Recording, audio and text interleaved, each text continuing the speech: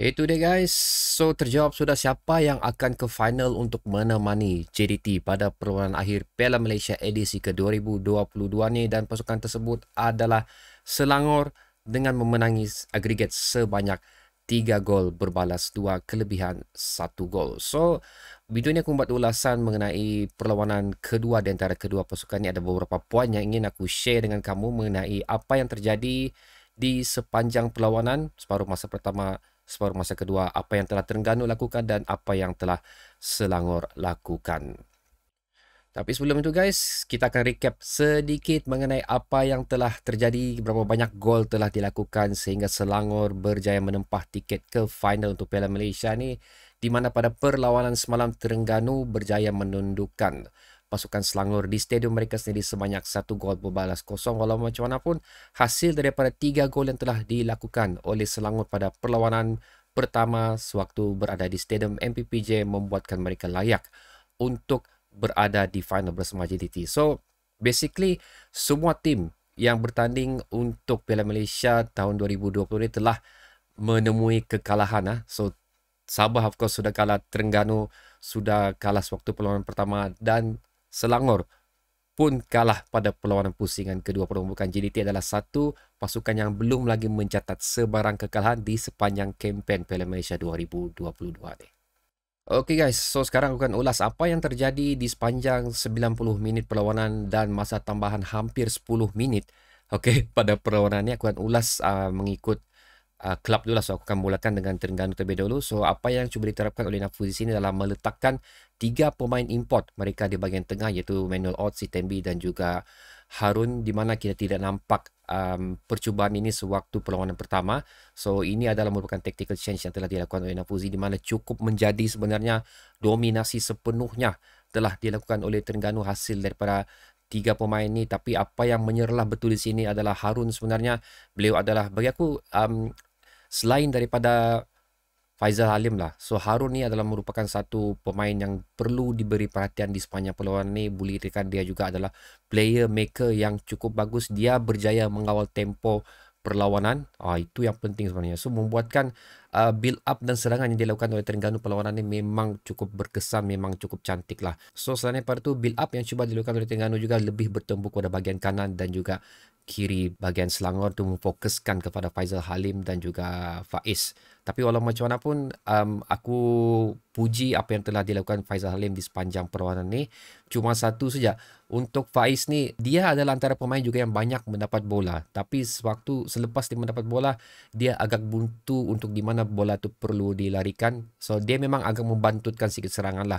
Banyak back pass yang dilakukan oleh beliau, sedangkan banyak ruang dan juga peluang yang boleh diberikan sebenarnya. So hasil daripada tu, satu tactical change lagi telah dilakukan pada minit ke-30, di mana pada mulanya Faizal Halim berada di bahagian kanan sayap pasukan Terengganu dan seterusnya beralih ke bahagian kiri pasukan Terengganu, telah membuah hasil di mana pada tidak lama selepas tu, pada minit ke-35, gol daripada Kepa Sherman hasil daripada assist yang telah dilakukan oleh Faizal Halim. Satu larian yang cukup bagus sebenarnya, membawa bola masuk ke bahagian kotak di Selangor dan seterusnya membuat cut pass yang berjaya disambut oleh Cece Kipe. Tapi walau macam mana pun, banyak kontroversi. Ada kontroversi gol ni yang ada mengatakan bahawa sekiranya ada VR itu tidak sepatutnya gol. Tapi walau macam mana pun, ada dedicated linesman yang betul-betul berada berdekatan dengan tiang gol tersebut dan pengadil tersebut telah mengesahkan jaringan yang telah dilakukan. So apapun, dah tahu apa orang cakap lah, mungkin iya, mungkin tidak juga, tapi untuk perlawanan ini gol tu telah disahkan. So serangan bertali arus tetap dilakukan, terus dilakukan seperti mana yang telah aku katakan pada video sebelum ni. Aku yakin Terengganu akan bermati-matian pada perlawanan ni untuk memburu gol. Banyak peluang yang tercipta juga sebenarnya, especially pada, kalau aku nak silap pada minit ke berapa tu, yang ada satu gol offside yang telah dilakukan percubaan daripada Emmanuel Ott disambut oleh Cece Kipre. Tapi walau macam mana pun beliau berada di kawasan offside. Kalau tidak, sudah pasti kedudukan menjadi 2-0 pada perlawanan tersebut. Tapi obviously bila kita tengok rakaman video tu, memang beliau sudah memang jauh lah, memang offside betul lah kedudukan beliau tu. So apabila menuju ke hujung perlawanan, Terengganu semakin rakus untuk cuba mencari gol guys. So tapi apa yang telah aku nampak di situ ada akibat kerakusan tu, aku rasa memang terlampau fokus untuk menjaringkan gol walaupun build up yang dilakukan cukup bagus, tapi diakhiri dengan beberapa percubaan yang gopoh lah daripada beberapa pemain yang berada di bahagian hadapan Terengganu, membuatkan build up yang telah dilakukan oleh beberapa pemain Terengganu menjadi satu gerakan yang sia-sia.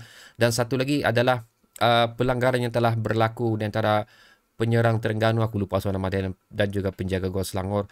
Bagi aku itu adalah merupakan satu tindakan yang kurang bijak untuk pemain Terengganu lah, pasal sewaktu penjaga gol Selangor sudah rebah, banyak masa terbuang, so itu telah memberi efek untuk tempo serangan yang telah dilakukan oleh Terengganu sebenarnya. So kalau dia tidak melakukan benda tu, aku pasti tempo serangan akan berterusan dan mungkin peluang untuk menjaringkan gol akan tercipta pada masa-masa terakhir tersebut. Dan untuk Selangor pula guys, tidak banyak yang boleh dikatakan untuk perlawanan ini kerana betul-betul Selangor lebih seolah-olah mengamalkan tactical park the bus lah pada perlawanan tersebut. Tapi bagi aku, bukan itu yang cuba mereka lakukan, bukan itu yang cuba Tan Cheng Ho melakukan.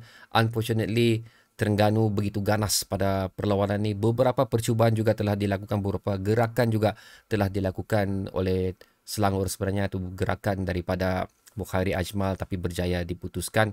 Oleh kerana pada perlawanan ini aku tengok Terengganu mengamalkan pressing yang cukup tinggi, membuatkan gerakan-gerakan tersebut berjaya dibantutkan oleh Terengganu. Dan apa yang aku nampak kurang untuk Selangor pada perlawanan ini adalah tidak seperti permainan yang mereka tampilkan sewaktu berada di pusingan pertama, di mana high pressing telah dilakukan pada masa-masa tertentu dan di bahagian-bahagian tertentu. Tapi untuk perlawanan ini, apa yang aku nampak, pemain-pemain Selangor lebih melakukan ball watching dan juga kurang pressing. So itu yang bagi aku efek terbesar lah kenapa Selangor sukar untuk cuba mendominasi perlawanan ni.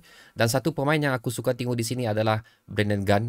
Of course lah, memang Brandon Gunn sebenarnya yang banyak memainkan peranan untuk bertahan dan cuba untuk melarikan bola dan juga memberikan bola tersebut kepada Mukhairi Ajmal dan juga Kayon dan seterusnya adalah ni Afro Guy tu. Okey, si Syarul tu pun adalah merupakan salah satu pemain yang bertindak cukup cemerlang untuk menyerap serangan yang dilakukan oleh Terengganu. Dan satu lagi yang aku nampak di sini adalah Kayon dan Mukhairi Ajmal agak sunyi pada perlawanan ini walaupun sekali-sekala ada melakukan serangan dan percubaan. Ini adalah merupakan seperti yang aku ucap awal tadi, kurangnya pressing pada perlawanan ini dan seterusnya adalah kurangnya support daripada pemain-pemain Selangor untuk membuka ruang bagi menggerakkan bola masuk ke kotak di bahagian Terengganu. Dan sekali lagi, perlawanan ini telah dicemari dengan kad merah. So Sabah sudah ada,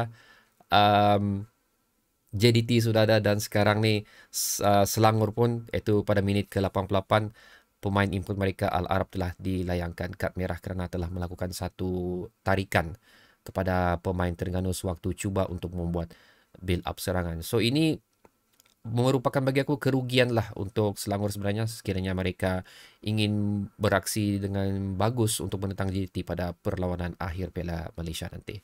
Jadi itu dia guys, review atau ulasan secara ringkas mengenai apa yang telah terjadi di dalam perlawanan ni.